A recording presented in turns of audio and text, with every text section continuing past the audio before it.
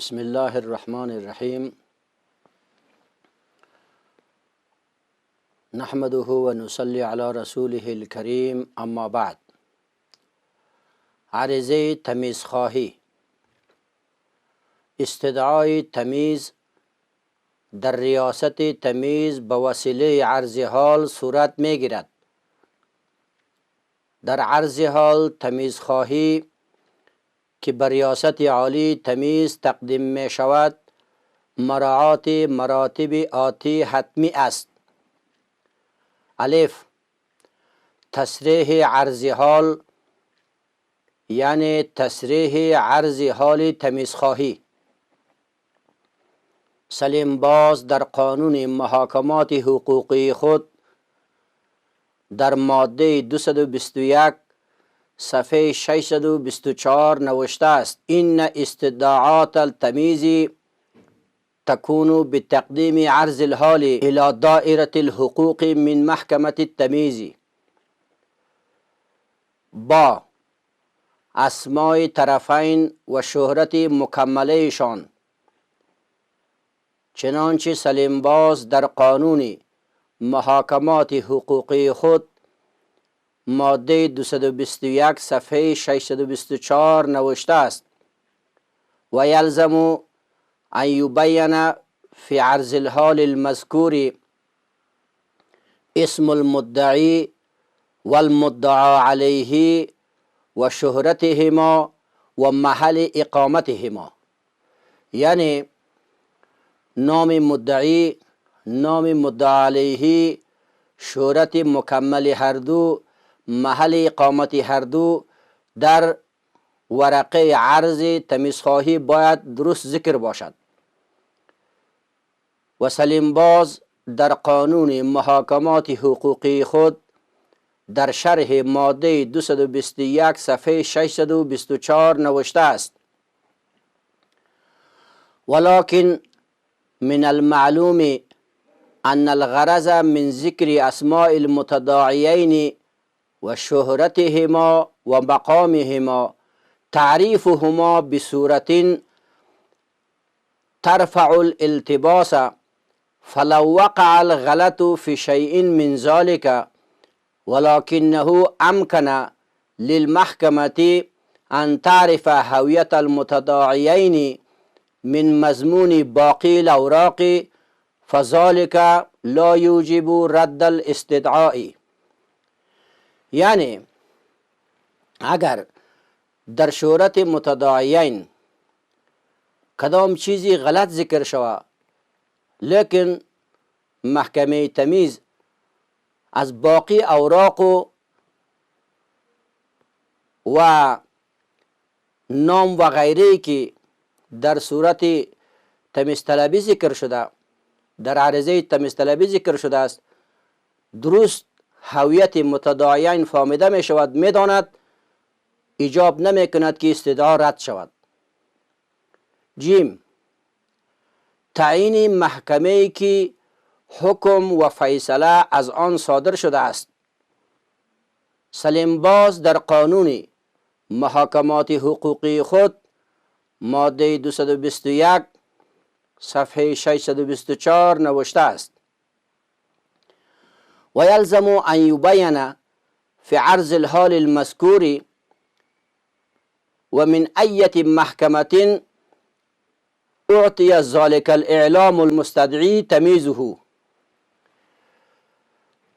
دال، تاریخ ابلاغ حکم محکمه و وجه تمیز طلبی.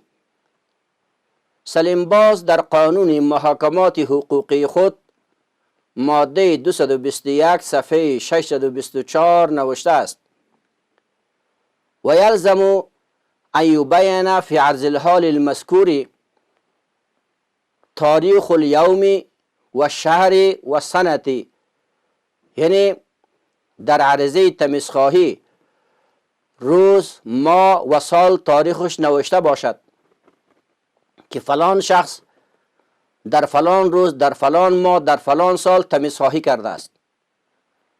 و سلیم باز در قانون محاکمات حقوقی خود در شرح ماده 221 صفحه 624 نوشته است: و یلزم ایضا ان یذکر فی الاستدعاء تاریخ الاعلام الممیز ان غلط المستدعی فی ذکره و کان الممیز علیه فی آمن من وقع الالتباس و امکنه ان یعرف من قرائن الاحوال ما هو الاعلام الممیز فذلك لا یوجب رد الاستدعاء.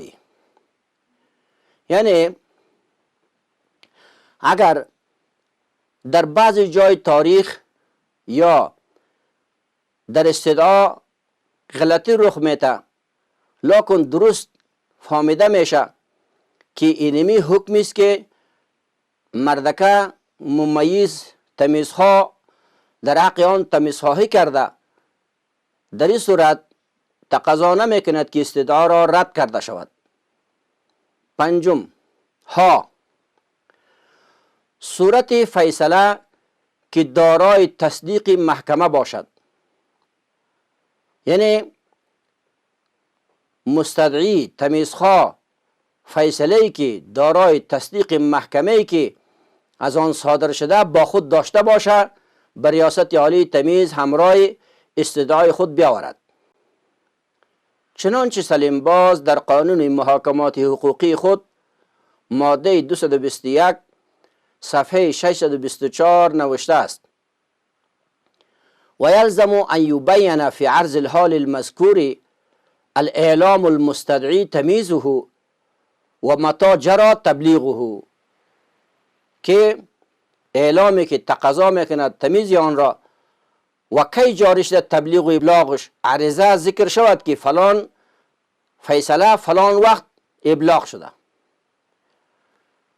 واو لایحه ادعای مستدعی با اعتراضات و دلایل آن.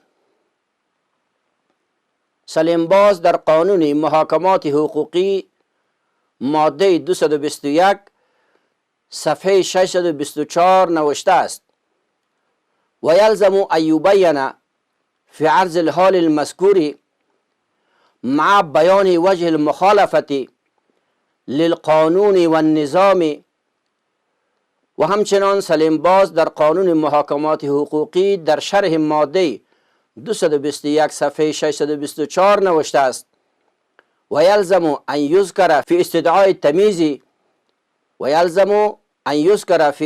التمیز وجه مخالفة الاعلام الممیز للقانون والنظام و هذا لابد منه ولو بوجیز المقال، ولكن اذا لم يذكر في الاستدعاء بل ذكر في اللائحة التي تقدمت معه فذلك يكفي، وكذا لو ذكر المستدعي في عرض حاله أسبابا لا تكفي لنقض الحكم ولكنه أوضح بقية الأسباب في لائحته التمييزية فذلك أيضا لا يجيز رد استدعائه.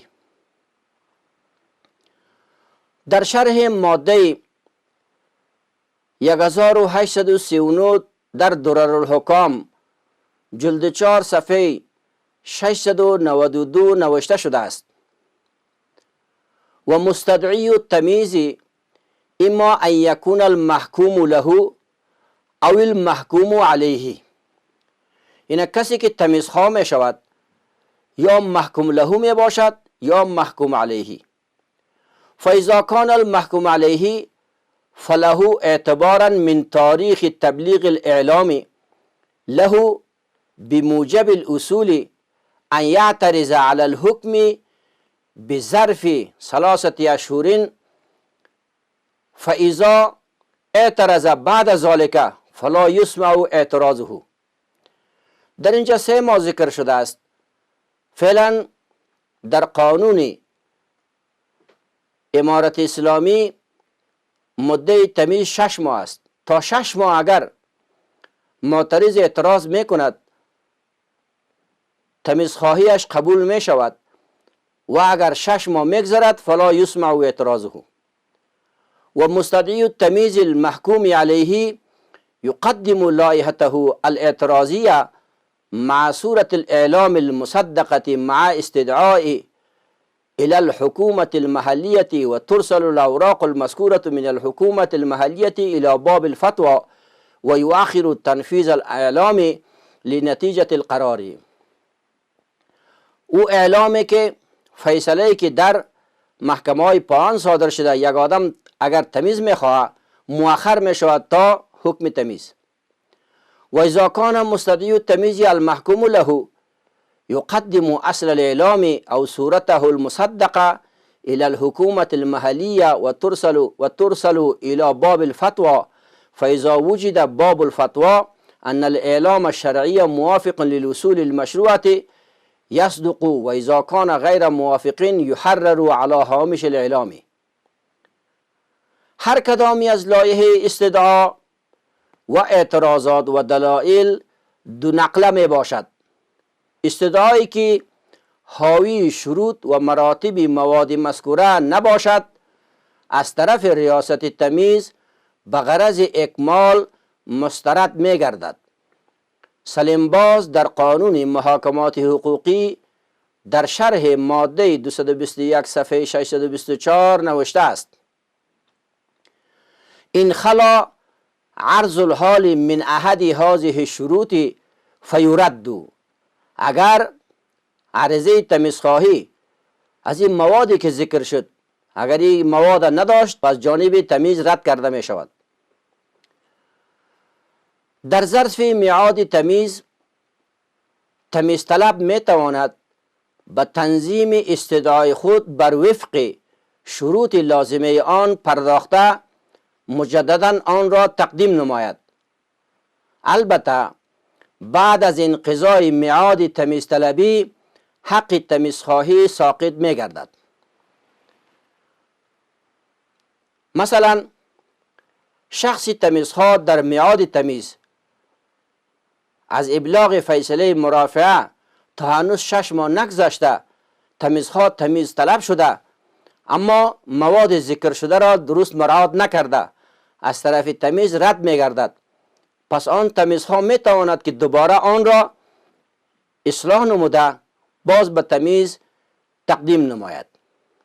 اگر بعد از میعاد تمیزخواهی بعد از 6 ماه تمیز طلب می شود یا آن را اصلاح می کند و وقت می گذره باز تمیزخواهی آن قبول نمی شود.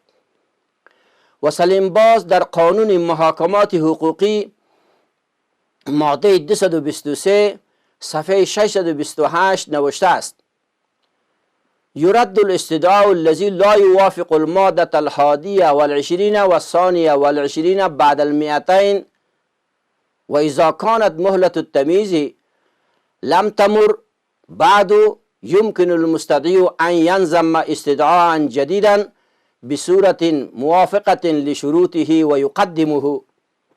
أما إذا كانت مهلة التمييز قد انقضت فيسقط حق التمييز. وآخر دعوانا أن الحمد لله رب العالمين.